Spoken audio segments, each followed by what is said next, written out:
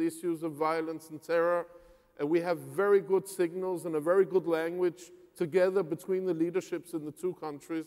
And I think maybe it's symbolic that the two parties who are saying that this is wrong, that we want the roadmap, are the Palestinian and Israeli side in this debate. Because we know that our future is dependent on this. This is our term of reference. Let me just, with your permission, say one more sentence. You know, we're sitting here in Qatar. We have, maybe for the first time, a debate where you have both Christians, Muslims, and also some Jews present. All of our religions believe in resurrection. So I would claim that even if the roadmap might be dead, we have to take care that it comes alive again. Thank you very much. Rabbi Melchior, thank you very much indeed. You said the...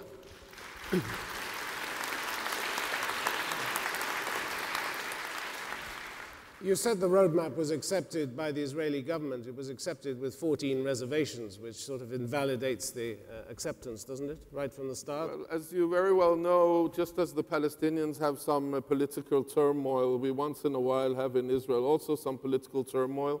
And we have a new government now in place. I was at that time in opposition, for example. I'm now in government. And we will tackle this. I'm presenting my view. That was what I was asked to do. The Israeli government will tackle the whole roadmap, I hope, as soon as we've finished with the disengagement. I hope that we can be on board and that we will have full support for going ahead with the roadmap as was presented, as a vision and as a practical plan. And the fact that the Prime Minister has on previous occasions, the same Prime Minister who you have now, declared the roadmap dead. Does he bring it to life on one day and kill it off on another? Is it just a matter of whim as far as he's concerned? If you would like to invite the Prime Minister for a debate, I'm sure he will know how to answer. He has, just as we all have our political backland, he has done a very courageous step now against what he had promised the Israeli public, against what he has built. In doing this disengagement, it's a very tough process.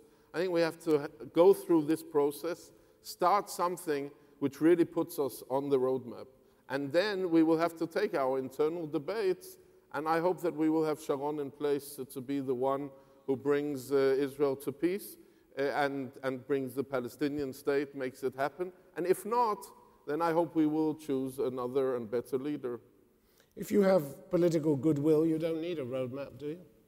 Yes, you need to know where you're going to, what the end game is. That's the strength of the roadmap. It wasn't there in the Oslo process in '93. Let me widen the discussion out to include all the members of the panel. Flynt, Leverett, are you impressed by what you just heard from Rabbi Melchior, that they know where they're going? You apparently didn't with the roadmap, and you helped draft it. I'm always impressed by what I hear from Minister Melchior, but I think I would disagree with the depiction of the roadmap as containing an adequate description of, as Minister Melchior calls it, the end game.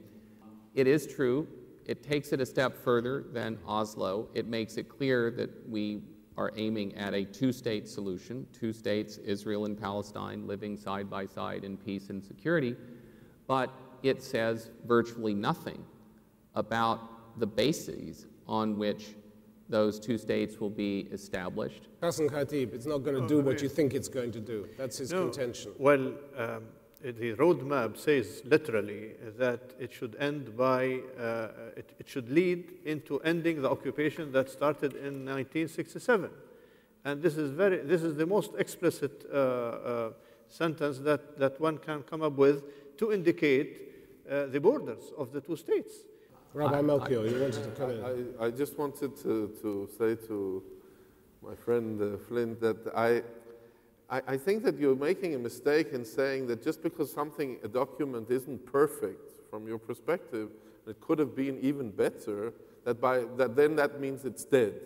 It gives a term of reference. It gives us a way. It gives us a path. It tells us where to go. It's true. It's not perfect. If would have been a perfect document, that would already have been the final status agreement. That would be the perfect which we're all seeking to get to. It's not that document, but it helps us on the way with the terms of references And that is the strength of the document. We've done this mistake before, also in international negotiations, other places, but especially in the Middle East, that if things are not perfect, then we just throw them out, and then we get deeper and deeper into the mud of bloodshed and so on. But how has it helped when every single deadline has been missed? Well, you know very well what the situation has been. We've been in the middle of an intifada. The last half year has dramatically changed the situation. The bloodshed is now down. We're back to talking.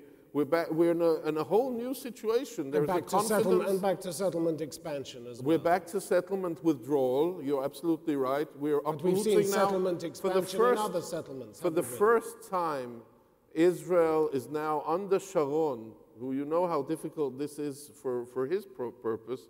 Israel is uprooting inside the Palestinian areas, uprooting important settlements. I want to throw the discussion open now to the floor and take questions from you. Can I ask you, please, to stand up if you have a question, and also to just ask a single question. That way we can go around more of the audience. There's a gentleman at the back who has his hand up there, and we'll get a microphone to you, sir. My question is to the gentleman on my right. When two parties to a conflict are sitting next to each other and saying, let's give peace a chance, why does the erstwhile superpower and the current superpower kill it before giving it an opportunity to succeed? Dr. Leverett. I hope that I am wrong.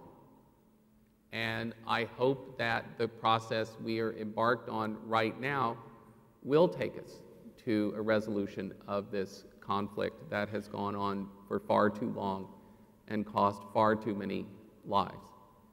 I hope I am wrong, but if I look at it as an analyst, as someone with experience in policy and with this document in particular, the roadmap, I have to come to the conclusion that the roadmap is not an adequate basis for resolving this conflict.